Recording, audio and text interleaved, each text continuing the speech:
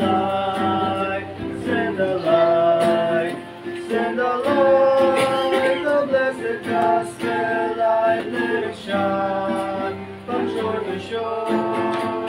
Send the light, the blessed gospel light, let it shine forevermore. Verse 3. Let us pray that grace may everywhere abound. Send the light,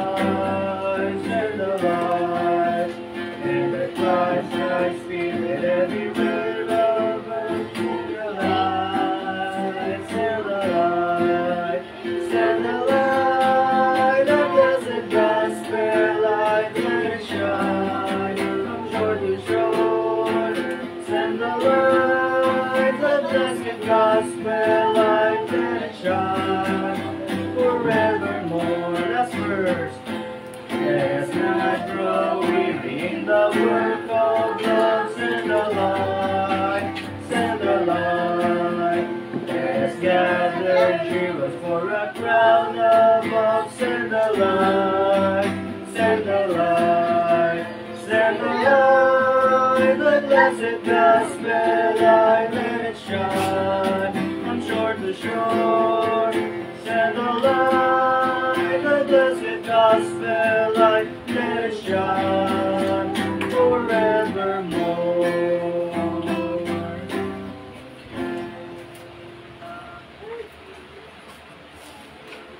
Okay, so bumaga, kita sa atong Q&A, no? Panahon para sagutin ang mga katanungan. Baka magtatanong kayo kung saan ang galing itong mga tanong. Galing po ito sa mga kapatid natin. Diba? Ngayon ang tanong na ito ay galing sa ating kapatid, from our sister Arlene Hison. No? At yung tanong, pwede po ba mapag-aralan din po natin yung difference or distinction, connection, and function of between body, soul, and human spirit. Tandaan natin ang human spirit. Kasi mayroong Holy Spirit, mayroong human spirit. Human spirit, small letter is. So, yan po ang tanong niya at medyo na matagal-tagal na itong katanungan. At dahil nga po mayroong nauna na nakahanay na dapat po natin sagutin. Every question po, kung masasagot po ng Bible, ay tatanungin po natin, sisikapin po natin masasagot, mabigyan ng kasagutan. Medyo mahaba-haba po itong Q&A na ito, ang kasagutan nito, dahil nga sa nature din ng katanungan na medyo mahaba din ang i-require na kasagutan.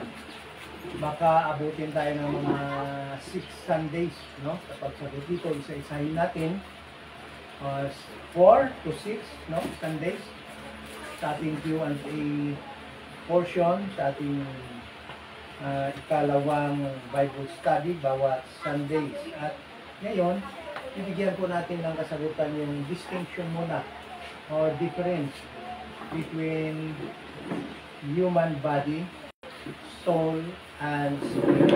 Yan po. At sa umagang ito, tanghaling ito, ay ibigyan po natin ng pansin yung spirit of man o yung human spirit. No? So, what is spirit? Ano ba yung spirit? At ang kaibahan niya doon sa body and soul. So, ang spirit is the tanda natin na human spirit. Iba kasi yung Holy Spirit. Okay? Yung itong spirit na ito yung binigay ng Panginoon sa tao upang magkaroon siya ng buhay, upang siya ay gumalaw. Basahin po natin yan mamaya sa Genesis chapter 2, verse 7. No? Sabi dito, and the Lord God formed man of the dust of the ground and breath. So this spirit is also called the breath of God. No? Yung hininga ng Panginoon. At yung hininga na yun, o ang spirit na yun, ay hininga ng Panginoon doon sa nostril, the breath of life. So it is the breath of life. And alam naman natin na yan yung tinatawag na human spirit. Okay? So this human spirit is incorporeal part of man. What does it mean? Incorporeal part of man. Ibig sabihin yan yung part ng tao not composed of matter. Hindi ito composed ng matter, no substance, no material, or body form. Yan yung ibig sabihin na incorporeal part of human being. Okay? This is the very breath of Almighty God. As read, no, in Genesis chapter 2, verse 7. Ibig sabihin, galing yon sa Panginoon. Yan yun ang spirit. Okay? Hindi yan yung body at hindi yan soul. So it is different from body, soul, and soul of human being. No? The spirit gives us consciousness of self and other remarkable, though limited, God-like, no? God-like qualities. So, actually, yan yung God-like sa human being, no? The body and soul, hindi yan God-like, but it is the spirit that is God-like, no? In human. Yan yung spirit talaga. Kasi hindi pwede maging God-like yung dust, no? At yung soul, hindi pwede maging God-like yun. Because it was created by God. But the spirit, it was breath unto man. To the nostril, so that by the time he would receive it, no, God, man will come to life. Kaya tingnan mo, nung binasa natin sa chapter 7, sabi dito, and the Lord God formed man of the dust of the ground. Nung na-form pa lang niya, wala pang buhay yun. And breathed into his nostril the breath of life, the spirit, and man became a living soul. So that dust, no? Naging living soul. Okay? So, the spirit, the human spirit, no, ay galing sa Panginoon. At yan yung God's life in a man. Sa loob ng tao. Okay? The spirit gives us consciousness of self and other remarkable, though limited, God-like qualities. The human spirit includes our, no, intellect, emotions, fears, passions, and creativity. Alam niyo yung mga qualities na yan, no? Dahil yan sa spirit na binigay sa tao, na hininga ng Panginoon sa tao. But upon death, the spirit returns to God. Pag namatay na yung tao, yung spirit ay babalik sa Diyos. Ano? Na nagbigay ng spirit. Saan natin mababasa yan? Ecclesiastes chapter 12, verse 7. Ecclesiastes 12, 7. After Proverbs, Ecclesiastes 12:7, sabi dito, then shall the dust return to the earth. So, the dust that was formed by God, pag namatay yung tao, babalik sa earth as it was, and the spirit shall return, small letter isa, shall return unto God who gave it. Okay? So, ang spirit, pag namatay, babalik sa Diyos. Tingnan natin sa Job 34:14. Job 34:14. Job 34:14. Sabi dito, if he set his heart upon man, if he gather unto himself his spirit. Alam nyo, the human spirit owned by God. Sa Diyos talaga yon, no? Sabi niya, kung iipunin ng Panginoon ang kanyang spirit, no? Na binigay sa tao and his breath, ano mangyari? Verse 15, all flesh, lahat ng flesh. At alam naman natin na ang flesh, hindi lamang yung tao. Alam niyo kasi yung kahit na yung hayop, iba din yung spirit na ibinigay ng Diyos doon sa hayop, ha? Iba yun, ha? But the spirit niya sila. Kasi yung spirit is life. Okay? So sabi niya, all flesh perish together, and man shall turn again unto that. So, the verse says that the spirit, pag namatay ang tao or anumang flesh, ang spirit babalik doon sa Diyos.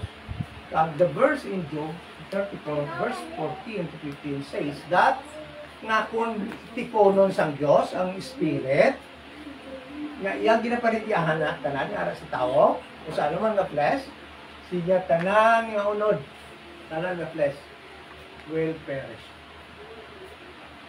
So it is a proof that the spirit, no, ay sa Diyos binigay sa tao. Then in Psalms, tingnan natin Psalms chapter 104. Psalms 104. Ganun din. Verse 29 to 30. Psalms 104, verse 29 to 30. Sabi niya dire, he turned their waters into blood and slew their fish. 104. No. Yes, 104 verse 29. Thou hidest thy face, they are troubled, thou takest away their breath. Breath means spirit. They die. Pag kinuha ng God, the spirit, they die and return to their dust. So, it is noticeable that all ng ating tanan nga flesh galing sa dust, ano? Sabi niya dito. And it refers to man, to humankind. Okay? So, pag kinuha sa Diyos sa spirit, yung tao will return to dust. So, yung soul talaga, wala. Okay? So, every human being has a spirit. Lahat ng human being mayroong spirit. So, it distinct from the spirit of life of animal. Diba yun? Tingnan natin, ha? Tingnan natin paano yung nagiging distinct from the spirit na binigay sa animals. Genesis 1:26 during God's creation. Genesis 1:26. Sabi dito, and God said, let us make man in our image, after our likeness, and let them have dominion over the fish of the sea, and over the fowl of the air, and over the cattle, and over all the earth, and over every creeping thing that creepeth upon the earth. When man was created by God, He gave him authority over all His creation on earth. Dito sa earth, hindi naman binigyan ng authority ang man over his creation in heaven, but only on earth. No? Then verse 27, so God created man in His own image, in the image of God, created He him, male and female. Yan yung kaibahan ng spirit ng human being ay binigay ng Panginoon because man during they were created by God, no? First, they were in the likeness of God's image. Si Adan at si Eva. But ingat ha, tayo ngayon hindi in the likeness of God's image dahil nga tayo ay nagiging bunga ng sinful Adam and Eve. Chapter 5 of Genesis, nagsasabi diyan na tayo ay mga anak ni Adan and we are born in the likeness of Adam's sinful image. Okay? But when man first created, they were created in the likeness and of God, and that made man distinct from other created being. Okay? So, human spirit was damaged. The problem is this. Human spirit was damaged in the fall. In the fall of Adam and Eve, by the time they sinned against God. Man's ability to fellowship with God was broken. So yung spirit, yung human spirit na yan, ibibigay ng Panginoon sa tao, na ihininga ng Panginoon sa tao, ay na-damage, nasira, no? Damage, no? Nung na-fall si Adam and Eve, nung nagkasala si Adam and Eve, anong nag-damage doon? The fellowship, ang fellowship ng man ay nasa mind, no? Described by the King James Bible as spiritually dead. Umpisa noon, mankind, no? Adam and Eve, no? Described as spiritually dead, so with all their descendants. Lahat na, tanan-tanan na, mga naging anak ni Adam kag ni Eva. Okay? So, yun, na-damage. Kaya, tanawa ba lang? Ano hambal? Because of Adam, ang tanan mamatay. Okay? And doon ang umpisa, na-damage ang, doon umpisa, na naging spiritual dead ang tao. Dahil ang spirit, no, ang spirit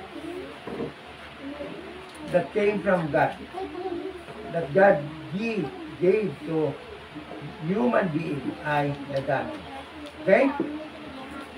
So, ever since, sa time na yon, during that, ng fall, human spirit has born or nagadala sang epekto sang pagkahulog sang tao. That was before salvation. No? A person is spiritually dead. Ephesians chapter 2, verse 1 to 5. Ito yon paano ginadescribe sang Bible, King James Bible, kung paano ka spiritually dead ang tao. Okay? Ephesians chapter 2. Ba? Ma-extend kita. Ephesians chapter 2. Verse 1 to 5. Sabi dire, and you hath he quickened who were dead in trespasses and sins, wherein in time past you walk according to the course of this world, according to the prince of the power of the air, the spirit that now works in the children of disobedience. The problem is this: after the fall of man's fellowship with God was broken, and human being started to what? To obey the prince of the power of the air. And humankind was called the children of disobedience. Okay? The children of disobedience. Among whom also we all had our conversation in time past. And it does not exempt us, members of the church, the body of Christ. Kita man nung araw na hindi pa tayo naligtas. ganun din ang ating sitwasyon. Okay? Colossians chapter 2 verse 13. Colossians 2:13, nabasa na natin din na. Ano ang malagaling? Colossians 2:13, niya. And you being dead in your sins, and the uncircumcision of your flesh, hath he quickened together with him, having forgiven you all from all trespasses. So, but after salvation, di na palang kita umpisa naging what? Naging ang ating spirit. So, what is interesting is this, no? For the earthly people of God, sa earthly people ng ating Panginoon, tandaan natin doon, sa earthly people ng ating Panginoon, to the Jewish people and those Gentiles na nasa sa prophetic program ng ating Panginoon, pagka natin that God needs that they need the Holy Spirit to be able to understand, to be alive, upang mabuhay ulit dahil dead spiritually. Para mabuhay spiritually, kailangan nila ng Holy Spirit sa prophetic program ng Panginoon. Okay? Tingnan mo kung paano ibinigay sa kanila yung Holy Spirit. Alam niyo, yung spirit of human being na na-damage, no? There was no way na maibalik siya na magiging alive. There was no way na maibalik ang kanyang connection with God apart from the Holy Spirit. Kaya tingnan mo, yung mga tao na sa prophetic people of God, kagaya nila Abraham, sa ilan ni David, sa time nila noon ni Solomon, sa time nila ni Saul, upang ang Panginoon ay makipag-usap sa kanila, kailangan mag-dwell doon sa kanila ang Holy Spirit. Kaya nga anong pray ni David?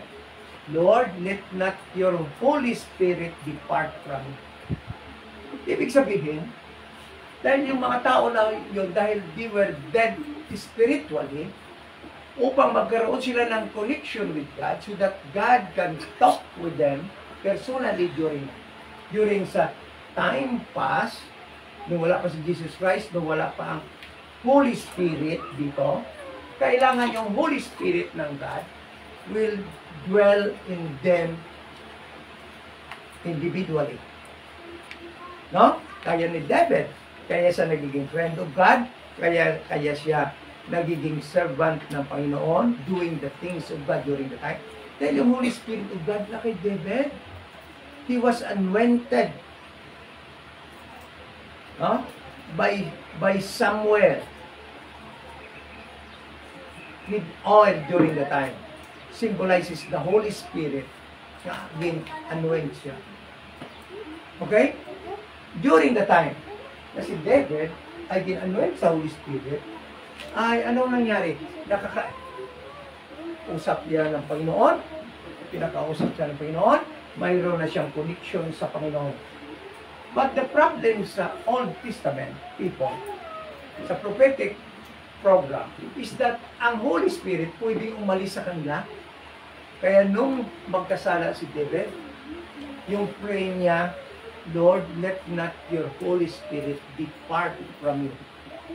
Dahil alam niya na pag nag-depart sa kanyang Holy Spirit, ay wala talagang mangyari sa kanya. What happened to Saul? Saul was anointed also by Samuel.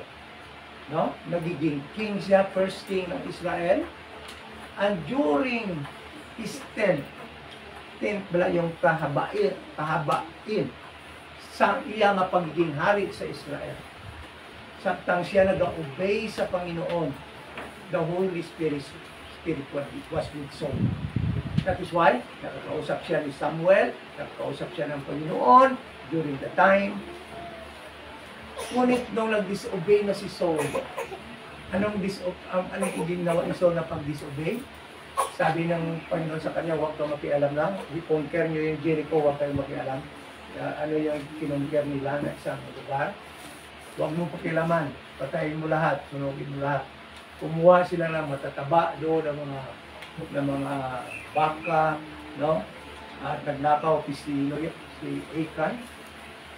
Sa panahon pala yun ni Joshua, no? Yung si Saul, yung mga army niya, nagnakaw sila nagkuha sila ng mga pataba ng baka. At sabi niya, Lord, kasi i-offer naman namin ito sa iyo. Sabi ni Lord, anong sabi ng Panginoon sa kanya? Saul, obedience is better than sacrifice. Oh? Ang time na yon, kinuha ng Panginoon yung Holy Spirit kay Saul. Then, pina-anoint si David as the new king of Israel. At anong nangyari kay Saul? Takot na takot siya kasi hindi na siya kinakausap ng Panginoon. Wala na siyang ugnayan sa Panginoon dahil ang Holy Spirit ay inalis na sa kanya. Ang Holy Spirit ng God. So, the spirit of human being during the time, wala talagang connection after the fall of Adam and Eve. Wala talagang connection sa God kung hindi mag-dwell sa kanyang Holy Spirit na Panginoon. Ano nangyari kay Saul? Pumunta na lang siya doon sa witch. No? Sabi niya, tawagin mo nga si Samuel doon sa ilalim na. Tapos kausapin ko siya kasi hindi ko kinakausap ng Panginoon. Yun. So, meaning to say, ang ibig ko sabihin, the earthly people of God, na save sa prophetic program ng Panginoon to Israel, magkakaroon lamang ng connection to God after they will receive the Holy Ghost. Kaya, anong sabi ng Panginoon doon sa kanyang mga apostles during the time after His resurrection? Sabi ng Panginoon, sa John chapter 20 verse 22, John 20:22.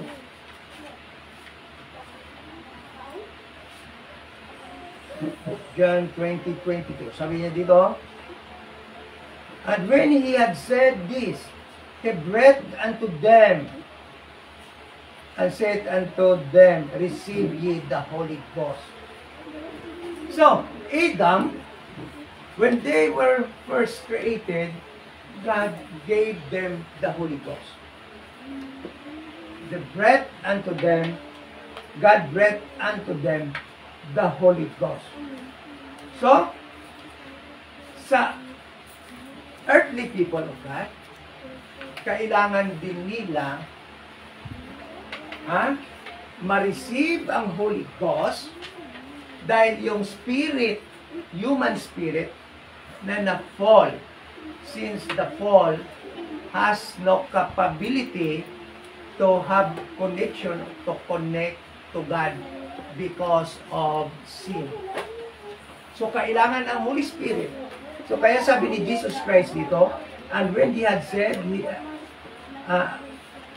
verse 21, then said Jesus to them again, peace be unto you, as my Father hath sent me, even so send I you. And when He had said this, He breathed unto them. Gin-breath man sa kanila ni Jesus Christ. He breathed unto them and said unto them, receive ye the Holy Ghost. Whosoever sinned, he remit. During the time, that was the time na pag-receive nila ng Holy Ghost, itong mga apostles nito were able to understand God's program, God's will unto their lives, God's program, the prophetic program. Doon na nila talaga naintindihan ito. Kaya tingnan mo, pagkatapos nila, madali na lang silang maka-intende, maka-understand ng mga pakay ng Panginoon, ng mga dapat ipagawa ng Panginoon sa kanila. But before that, nung hindi pa nila na-receive ang Holy Spirit, may kahirapan din itong turuan sila. Tingnan mo, Hindi sila makapagaling ng mga may sakit. Inutusan sila ni Jesus Christ mag-preach. Hindi sila makapagpagaling, mag-heal. Hindi sila makapagaling. So, ibig sabihin, there is a need for the prophetic people of God to receive the Holy Spirit, to have connection, to be, so that their spirit, no, kung kasama na yung ng spirit nila, ang Holy Spirit, mabuhay muli ang connection sa Panginoon. O, tingnan nyo? Kaya yan din yung purpose ng Pentecost, kaya bumaba yung Holy Spirit at pumasok sa mga tao, sa mga saved people during sa ng Pentecost. So, tingnan mo. Acts 2:38. Acts 2:38. Kailangan talaga nila ma-receive ang Holy Ghost. No? Dahil yung spirit na ito been damaged during the fall of Adam. Acts 2:38. Anong sabi ni Peter? Sige, pagibasa ta.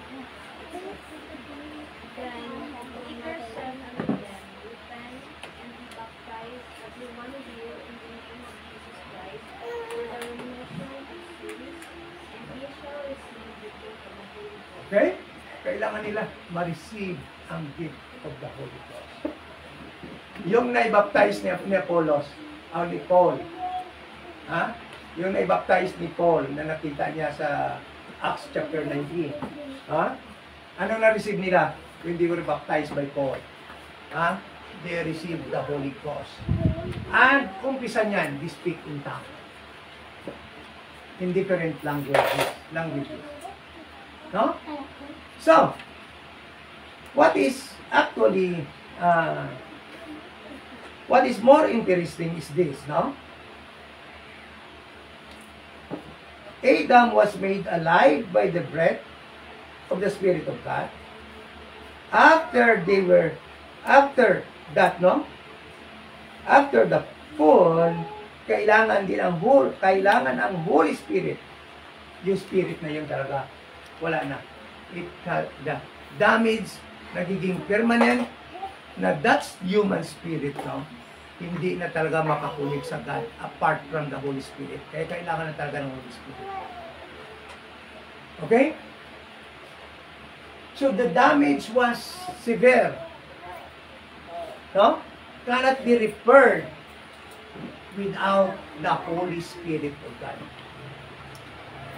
Ganon ang nangyari sa spirit of the human spirit. Dalawa. So,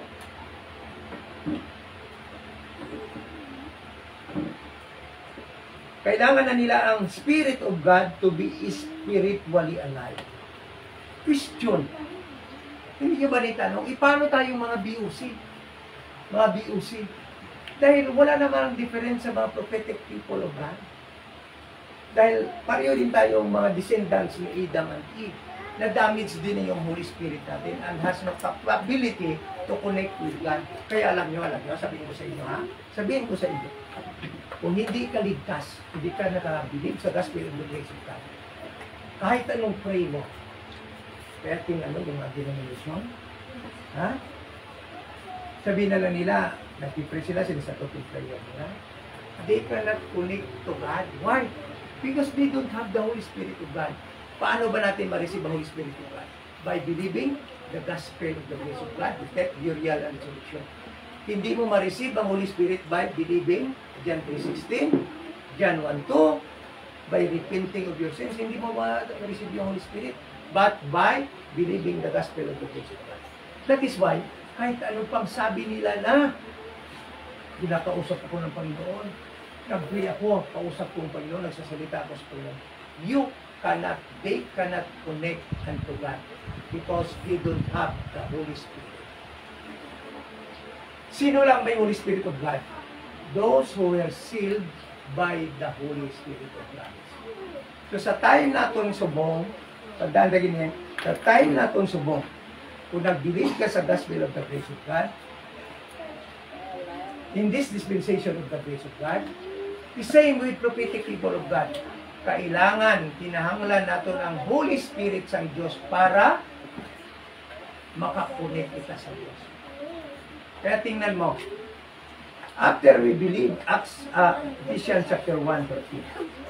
Ephesians chapter 1:13. Ito kita, ng mga members of the church, the body of Christ. Sila, in whom ye also trusted, after that ye heard the word of truth, the gospel of your salvation. In whom also, after that ye believed, ye were sealed with the holy promise of promise. So, kinahanglan man naton ang Holy Spirit of God. No? Kaya ang Holy Spirit, kaya ang Spirit naton, been damaged. Some fall.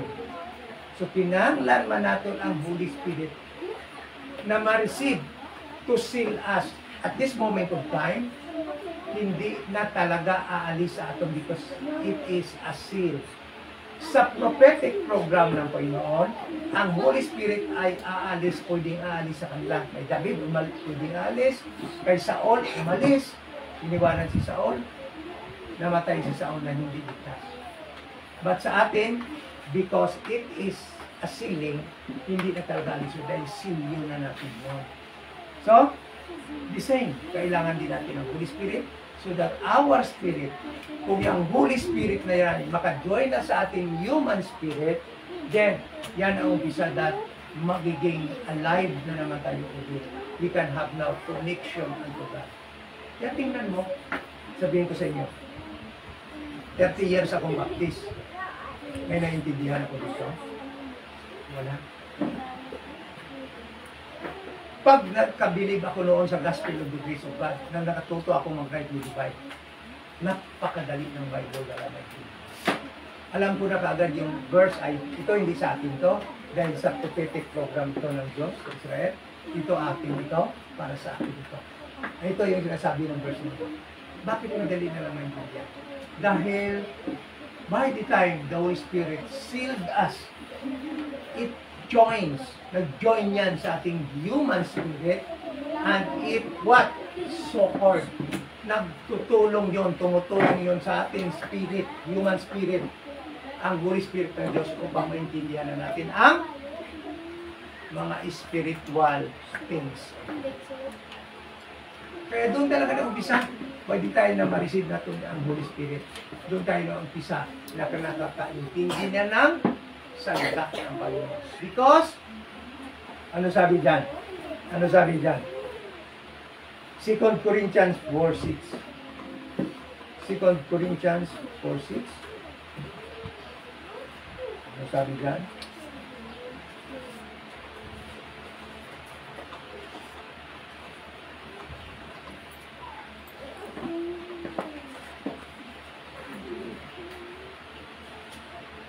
Second Corinthians 4:6.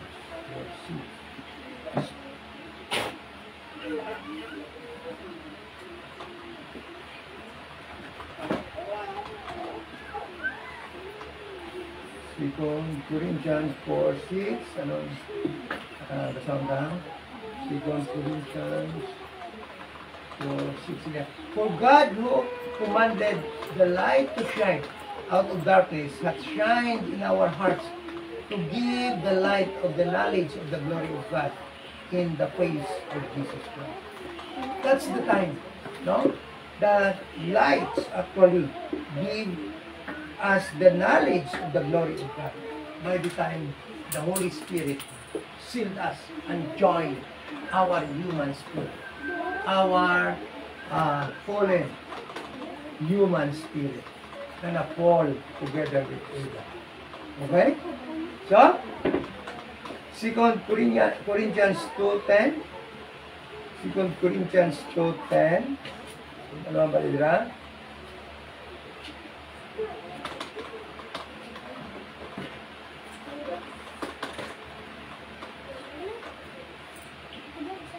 First Corinthians. Sorry. 1 Corinthians 2:10. Balira. But God hath revealed them unto us by His Spirit. By the time that we are sealed by the Spirit of God, no, that's the time that God will reveal to us the secret, no, the secret the mystery, no? By His Spirit, for the Spirit searcheth all things, yea, the depth things of God. Basahin natin yan hanggang chapter 14, chapter 16, at diyan natin maintindihan that the Spirit, the Holy Spirit, no, helps our spirit, the human spirit, by the time we believe the gospel, to understand the things of God, the spiritual things. Kita nyo? No? So that is the Holy, that is our study, no, sa human spirit. The human spirit. Yan yun ang nangyari. Yan yun ang human spirit. It has been damaged during the fall. Then, next Sunday, pag-aralan natin yung human body. Human body. Kung kaya natin, i-include natin yung human soul. No? Kung ano yun, then, the next study will be their connection and their function or their purpose. Yan yung tanong na ating kapatid, kaya dapat natin yung mapag-aralan online upang magiging for the consumption of all, para na sa no? Dahil alam ko na yan ay katanungan din ng iba.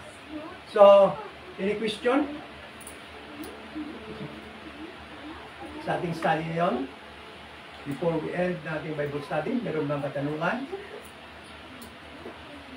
Hopefully next Sunday, no, maka-join na natin yung karamihan sa ating mga kapatid that are absent or hindi naka-attend ngayon.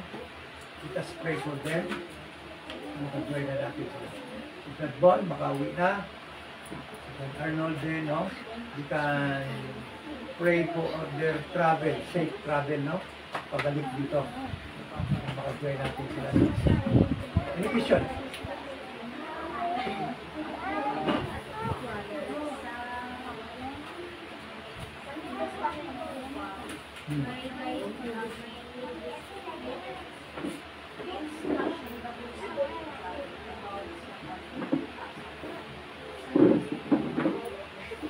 Meron talaga.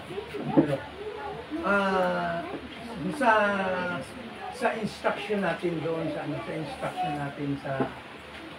instruction natin sa body of Christ, Romans to Philemon, meron talaga instruction diyan sa tungkol sa pag-asawa dito sa First Corinthians chapter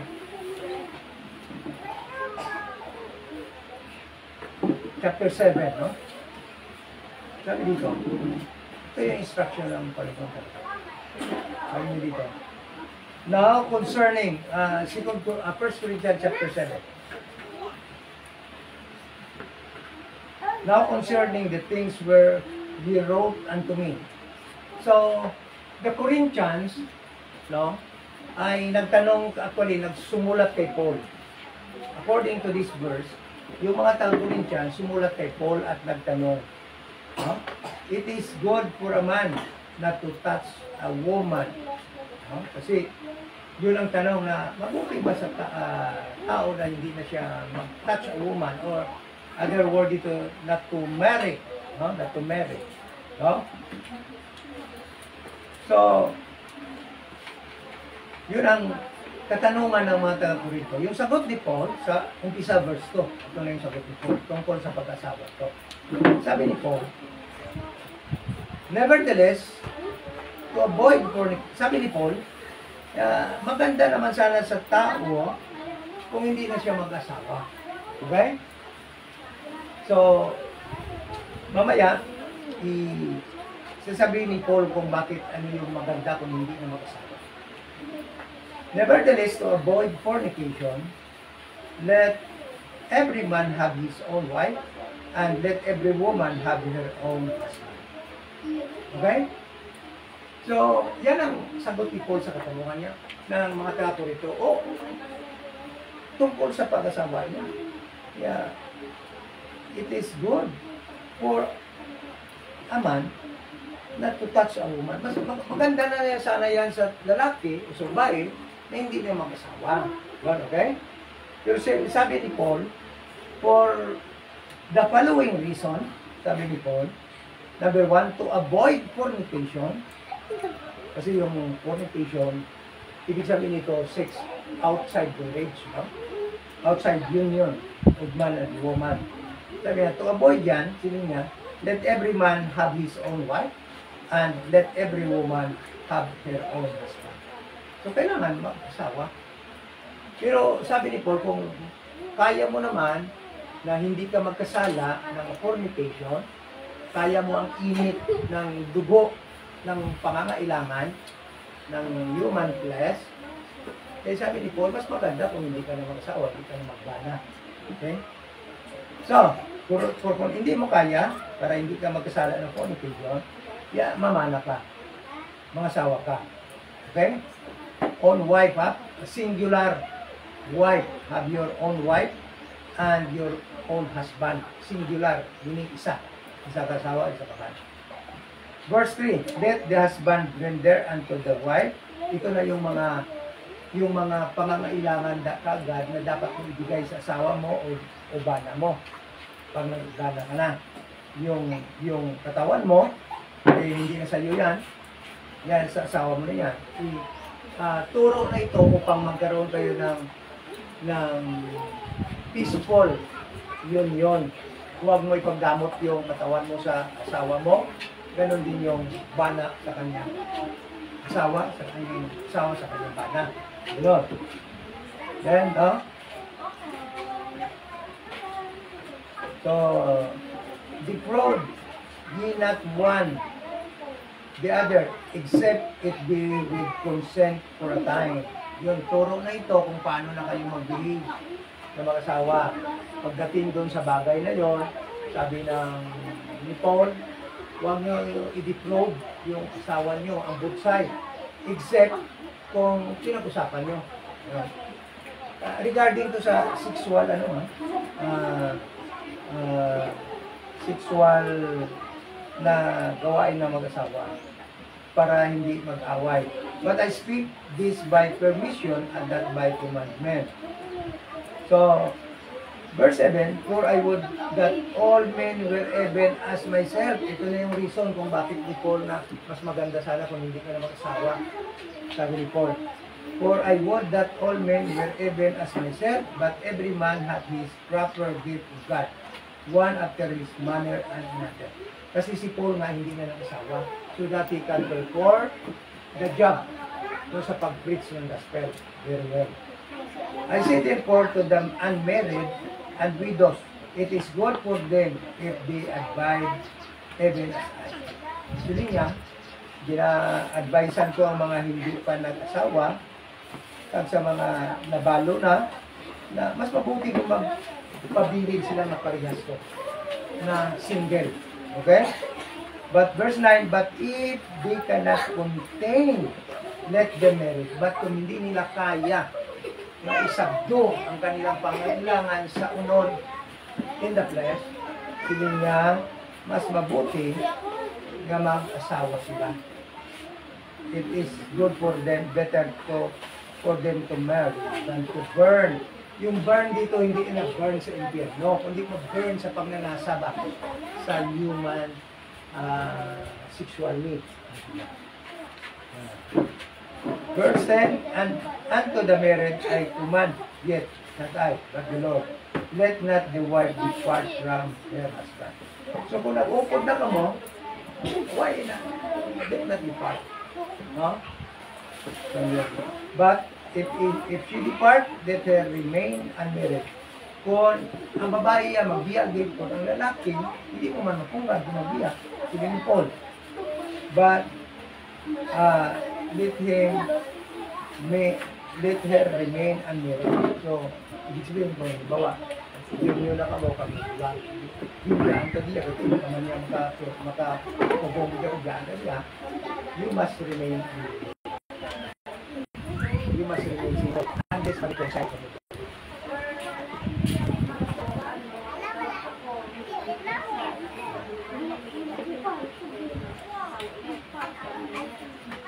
Yes, dahil even though hindi ka mo, kasi ang kasal, meron nila, it is for you ng but for the eyes of God, yun ang agree na kayo. You are already married in the eyes of God. Hindi naman, ang married kasi sa in God's perspective, hindi naman kailangan yung nulog sa na kailangan na pag-agree sa once you agree, you love one, you love each other, if you not agree na ka muna magsama ka, yun, or united in you. Okay? Yun. Yan yung mga sagot na katanungan mo, katulong mo basa yan, hindi kayo dyan. So, yun.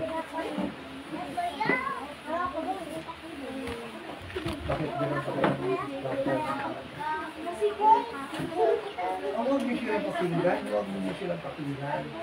Kaya nag-agree na kayo, your authority, is the word, not the words of your pastor and your church.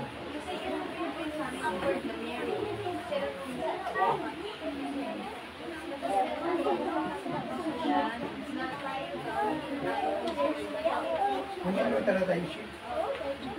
We are not sheep. Israel is the sheep. No? God being pastor sila sa God from wilderness, no, to the being of pastor doon sa land of God. Yan yung kaya tinawag sila sheep, being pastor by God. We are not a sheep, we are, nung tinawag sila na sheep, tayo ay mga dogs, tayo ay unclean. We are not a sheep, we are the new creature.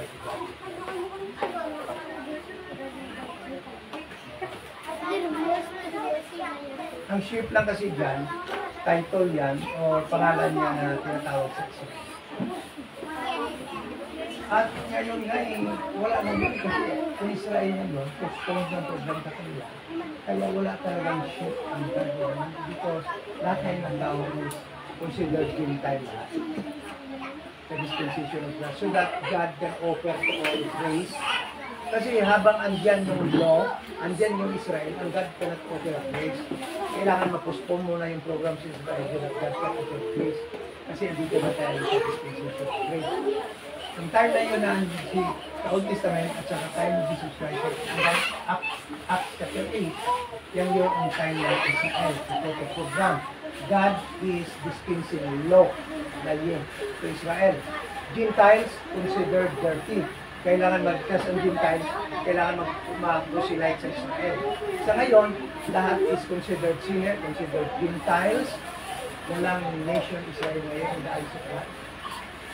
Sabi ko na hindi Israeli ang bigyan. We are not the Israel of God. So that God can offer grace to all.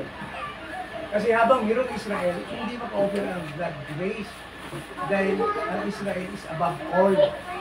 So, the program must be postponed so that grace will be implemented by God so that He can offer grace to all people.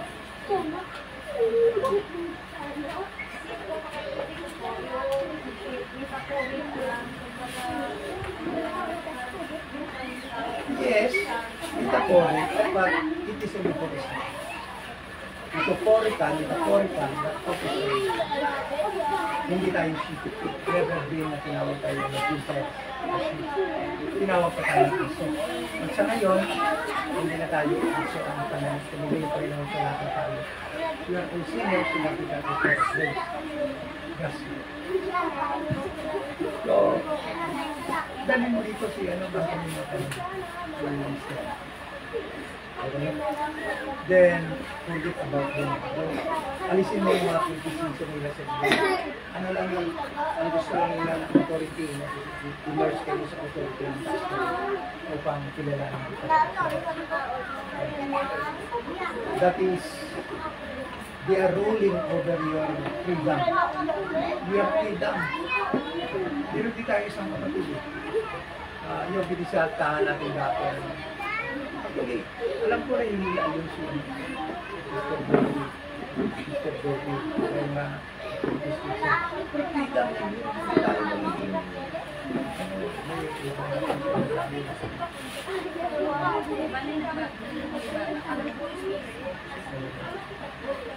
So, yun ha. So, next time, makastart tayo sa early, sa perfect time tayo talaga sa yung ganito na tanong tapat. Okay?